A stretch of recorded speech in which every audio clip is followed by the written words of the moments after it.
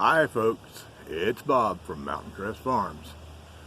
Seems like I've gotten in a habit of starting these little coffee chats in the morning off with a weather report. I was whining about the temperature yesterday. You see, I don't have on a flannel shirt, so it's a little bit warmer today. I think it's about 62, 63. Overcast, which means it won't get real hot out working in the sun. So I don't mind the overcast as long as it doesn't rain. Oh, now, not tomorrow morning. I think tomorrow morning it's supposed to be about 63 when daylight gets here. But the next morning, Friday morning, you're still not going to see me in a flannel shirt. I think you're going to see me in a jacket. I can't believe this. We're at the middle of June. June is almost summer. I live in Georgia, people. I don't live in New York. I don't live in Canada. I don't live in Alaska. I live in Georgia. And the forecast for Thursday night, Friday morning, it is supposed to get down to 50. 50, not 50 something, 50. Like I said in that video yesterday, day before, Al Gore needs to bring back just a little bit of that global warming. But anyway, I want to talk about, it's referring to one of my viewers, but two different topics. First, I mentioned yesterday that one of my viewers from upstate, actually, it wouldn't be called upstate New York, that's up around Albany. It would be called western New York, out there around Thousand Islands and Niagara Falls. She's from western New York, which we will not hold against her. They just talk funny up there. I mentioned yesterday about she had slipped and said what her name was, because she always avoided saying her name in her videos. And she went by her video name, Nona Grace. And I mentioned that she had slipped, and I caught just a little bit, enough to figure out what her name was. And she explained why, and I can sort of understand and empathize. She said they always, if she told people her name, they split it up, made a nickname. Took the first half of it or the second half of it instead of saying her name, which she likes her birth certificate name that her parents put on her birth certificate. I've kind of got the other problem. My name is Robert Murray Hayles. That's what's on my birth certificate. I have never been called Robert. I do not like Robert. I have never been called Murray. I don't like Murray. But when I was little, I was called Bobby. All of my relatives, my parents included, called me Bobby. And when I got to be about, 11, 12, 13 years old, I decided that Bobby was just, he sounded like a little bitty kid, and I wasn't a little bitty kid anymore. I mean, after all, when I was 13 years old, I was 6'1", weighed about 240 pounds. And Bobby just wasn't appropriate for a budding man. So I started changing people over to Bob. Told my parents I wanted to be called Bob, not Bobby. And they went along with it. And slowly I managed to change most of my relatives, almost all of my relatives, to Bob. My cousins and everything, I was Bob. You know, I kind of wish I would hear Bobby again. And here's the reason. My mother, and I've never known any of my father's family. My father's family was white trash from southern Mississippi for the most part. There's a few of them that weren't, but for the most part, my father's family was white trash from southern Mississippi. Never knew any. I knew his mother. I had met his mother, and she died a week after I met her. And I had met his sister when we were stationed at Ellsworth Air Force Base in South Dakota, because she had gotten smart and she'd gotten the heck out of southern Mississippi and away from the family, and she'd married a farmer from North Dakota, and I met her. But that was all on my father's family side. My mother's family was, I knew her grandparents. They were both still alive, you know, up until I think my grandfather died well, I know when he died. He died a month after my father died. So that would have been August of 1969. And my grandmother lived until the early mid-80s. And my mom had 2 brothers and a sister. Little by little, they all died. You've heard me talk in my videos about how my parents had me when they were older. My dad was 36, my mother was 34 when I was born. So, and my mother was the 3rd oldest or 2nd youngest. She had a younger sister and 2 older brothers. But the 2 older brothers died. And my mother's sister outlived my mother. My mother died in 1998, January 1998, either the day before my birthday or the day of my birthday. And that left my Aunt Jean. Aunt Jean was a sweetie. Aunt Jean was deaf. Not totally deaf. She could hear, and she was not very prideful, but she was a little bit prideful in that she would not wear hearing aids. Back then, hearing aids was a pretty good sized chunk on your ears. And she wouldn't wear hearing aids. So you would be talking to Aunt Jean, and you would speak up just a little bit because she was slightly deaf. The problem was, Aunt Jean thought you were deaf too, so you would speak up to talk to her, and she would speak up to talk to you, and everybody around you would wonder, what are y'all yelling for? But I say I kind of like to hear, I'd like to be called Bobby again occasionally, because after all of my relatives had gotten changed over to Bob, my Aunt Jean still called me Bobby, and I didn't complain. My Aunt Jean was a sweet lady, and if she wanted to call me Bobby, she could call me Bobby. And Aunt Jean and Uncle Jimmy had 4 kids. They had Jimmy Jr., he's a couple years older than me, and they had Brian, a year or 2 younger than me, and they had Barbara, who is about 6 years younger than me, and they had Brad, who is about 7 or 8 years younger than me. Family of 6. And here about, and you got to remember, Uncle Gene and Aunt Jimmy, I used to call them that all the time.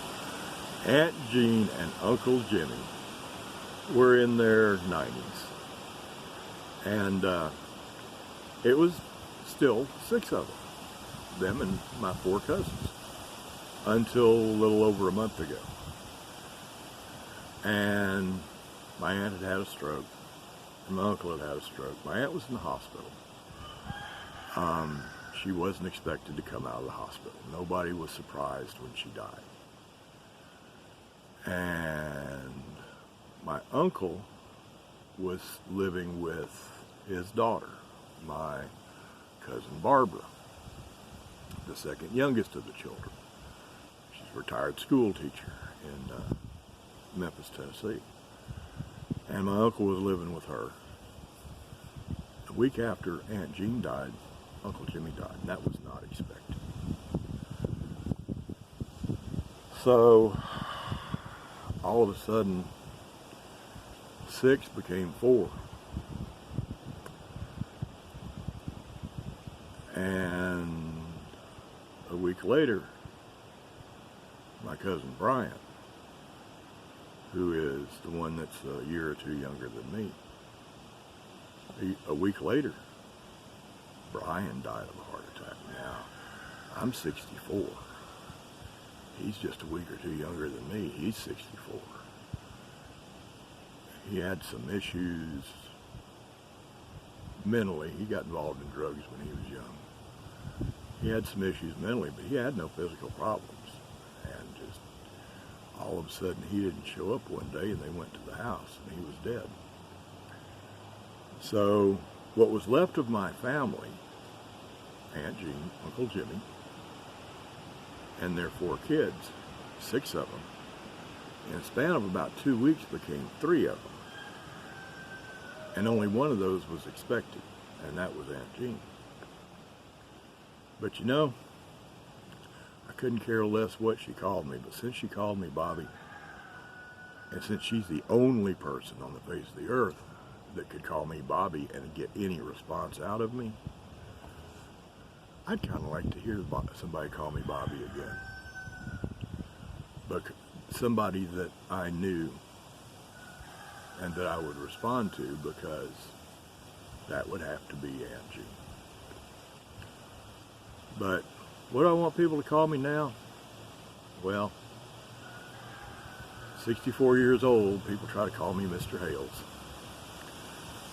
I tell them that Mr. Hayles was my father and he died in 1969, but I wasn't Mr. Hayles. Nobody really tries to call me Robert. Nobody tries to call me Bobby. I'm just Bob. Bob the redneck pig farmer. But I hate Mr. Hayles. I don't know if it's because I feel like they're saying I'm old, or I think it's an equality thing. I'm no different than anybody else. I'm the same as they are.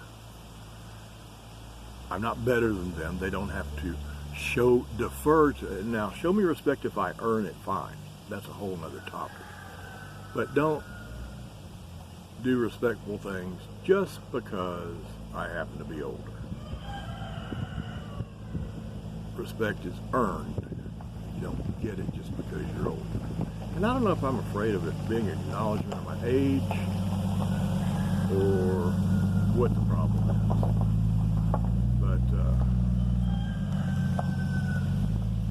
Yeah, let somebody go by and didn't turn the camera off. It must not be the jerk up the road that burnt my house.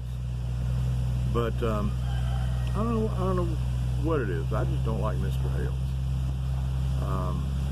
But anyway, that was only half the topic for this video. I actually walked out the door knowing what I was going to talk about today. The other half also involves Nona Grace and motorcycles.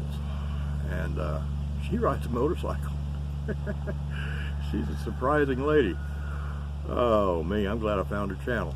I don't ride a motorcycle anymore. I mentioned to her that last time I was on a motorcycle, I was 19 years old. There was a story in that, and I might tell her sometime. But I was glad she gave me a topic for a video. So let me tell you about me and motorcycles. It's actually a story about me, motorcycles, and God. Yes, they do go together. When I was 19 years old, I had never had a motorcycle. This is 1974. Never been on a motorcycle in my life. Well, now the jerk is coming down the hill. I'll be back in a minute. He's gone. Anyway, I was 19 years old, never been on a motorcycle before in my life. A friend of mine bought a motorcycle, and, well, a friend of mine's got a bike. I gotta have a bike. So I went to the Kawasaki dealership down in Valdosta, Georgia. And, you know, pretty big fella, 6'1". At that point in my life, I was probably somewhere between 250, 275. So it's not like a little bike would be big enough, so I wanted a bigger bike, bigger size bike. I wasn't looking for speed, I was looking for size. And what I wound up buying, it had just come out. 1974 was the first model. It was a Kawasaki KZ900. At that time, it was the world's fastest street production bike. It was fastest through the quarter mile, and it was fastest on top end.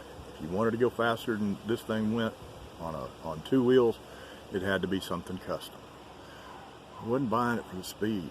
I was buying it because it was a 900, and I think the next biggest one under that was a 600. And a 600 would have just been real marginal for somebody my size if I wanted to have somebody behind me on the bike, you know, like maybe a good-looking woman. But I bought this KZ 900.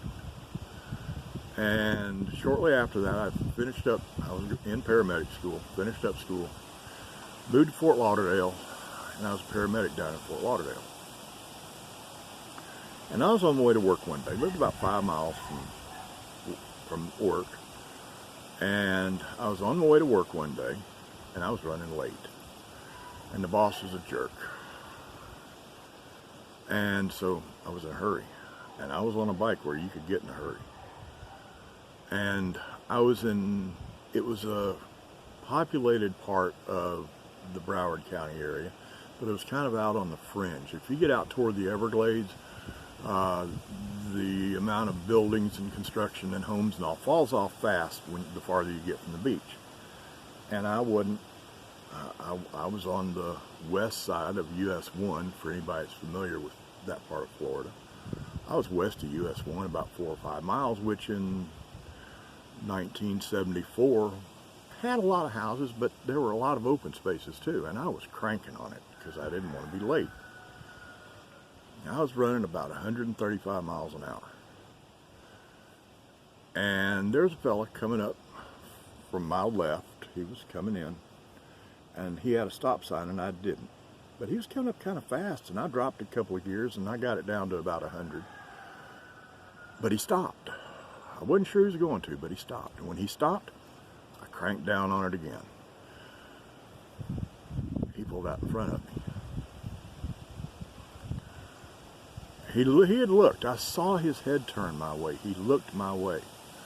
But right between him and me was a telephone pole. And a telephone pole will hide a motorcycle. He pulled right out in front of me. If I'd hit him anywhere in most of the side of the car, he's a newlywed. He's driving his wife's car that she got for a high school graduation present, a little Mustang 2. And if I'd hit him in the door, I'd have been dead. I'd have launched right over the front of that motorcycle, right into the side of the car, and I'd have been dead right then. But I hit him in the right front tire, and it launched me over the car. Didn't hit anything. I was sure trying to hang on to that motorcycle though. I went to this place that it got towed to, and the gas tank was shaped like this, because right there where it went in, it wasn't supposed to. It was supposed to be a teardrop. My knees trying to hang on, I had crushed the gas tank partially, and the handlebars were straight out, and I still had the grips in my hand when I hit the ground. But anyway, I launched over the motorcycle, over the car. Now, I don't know if any of y'all ever been in a bad accident of any kind, but things slow down. They happen in slow motion. From the time I hit that car until I hit the ground and quit rolling, I think was about 3.5 to 4 hours. It might have been longer, but I think it was about 3.5 to 4 hours. And during that 3.5 to 4 hours, you can do a lot of thinking. I don't know what all I thought, but I do remember thinking two things. I remember thinking two things very clearly. The first thing I thought, the very first thing that went through my mind was, oh, damn, this is going to hurt. Which, by the way, I was right. The second thing I thought was, God, if you'll get me out of this alive, I'll never get on a motorcycle again. Well, I was real young in my understanding of how God works and everything. I know now you don't make deals with God. But I sure tried to make a deal with God that day. God, if you'll get me out of this alive, I'll never get on a motorcycle again. He kept his part of the deal. And you know what? I kept mine. There's been 20 times since then that I've thought it'd be cool to have a motorcycle. Especially since I moved up here from Metro Atlanta, moved up here to the mountains up here in North Georgia. Lots of people have cruisers up here. I mean, everybody in the world's got a Harley or a Honda Goldwing or some kind of nice laid-back cruiser. And I thought, when I first moved up here, I thought that would be nice. Well, when I first moved up here, I was an active alcoholic. I was drinking like a fish. The only thing I didn't drink was what I couldn't get my hands on. I had no business on a motorcycle. But even the last 10 years since I've been sober, I've thought several times that it'd be nice to have a bike. Well, got to turn it off again. Back in a minute. Well, the jerk goes out and goes to work. Apparently he forgot something, so he came back to the house. And, that was a few minutes ago. I waited a few minutes, give him a chance to get whatever he forgot, and then head to work again. He hadn't come back by. Maybe he decided to take the day off. Speaking of motorcycle, that's what he does. He's got a motorcycle shop. Works on nothing but Harleys. He says he works on Harleys because they're the only real motorcycle. No, he works on Harleys because he used to work for somebody working on BMWs, and he didn't make much money because the only thing you have to do to a BMW is change the oil. Harleys break down often enough you can actually make a living working on them. But anyway, I've thought about getting a bike since I've been up here. Cruising in the mountains would be wonderful. But even though I know now you don't make deals with God, I still remember what I said at the time, that if he'd keep me alive through that, I'd never get on another bike. And while I know now I can't make a deal with God like that, if I were to get on another bike now, that'd mean I straight up lied to God. Told him I'd never get on another bike. So, I don't think I want to lie to God. So I'm not going to get on a bike. But man, I never realized it could take so long to fly through the air before you landed. And I was actually at work an hour and a half later. Flew over the bike, turned a flip or two or three, I'm not sure how many in the air, landed on my butt, took all the skin off my butt, nice case of asphalt rash, bounced up, landed on my knees, took all the skin off my knees, went forward onto my elbows, took all the skin off my elbows, and then my head hit the ground and it skinned the helmet right there. And that was it. The ambulance that picked me up to take me to the hospital was the one I was going to relieve. And they said, "Bob, are you okay?" When they got there, I'm just laying on the ground. I said, "You okay?" I said, "Yeah, I think so, but I'm not moving until a doctor says I'm okay." Because I had picked up too many people who thought they were okay that weren't. And so they took me to the hospital. Doctor x-rayed me from one end to the other, bandaged up all the asphalt rash, and sent me home. Well, home was the ambulance I had been going to relieve, hung around the hospital while I was being checked out, took me to the house because my motorcycle was trashed, took me to the apartment I was living in. I changed clothes. They took me to the office and I went to work. Hour and a half after the wreck. But I didn't know you could fly through the air for 3.5 hours, but I did. And I kept my part of the deal, even though it's not really a deal.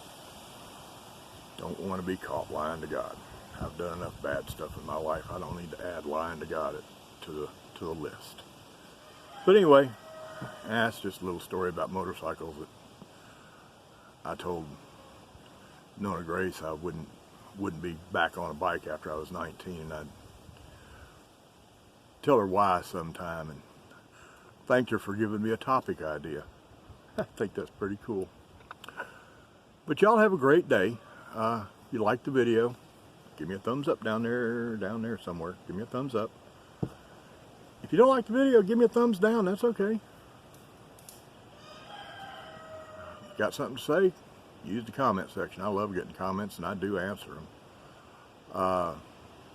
But even if you don't do any of that, if you don't give me a thumbs up, don't give me a thumbs down, don't comment, don't subscribe, don't hit the bell, if you don't do any of that, that's cool. I can live with that. But there's two things I do want you to do. Two things. I want you to remember that the tomb was empty. And I want you to remember that he is alive.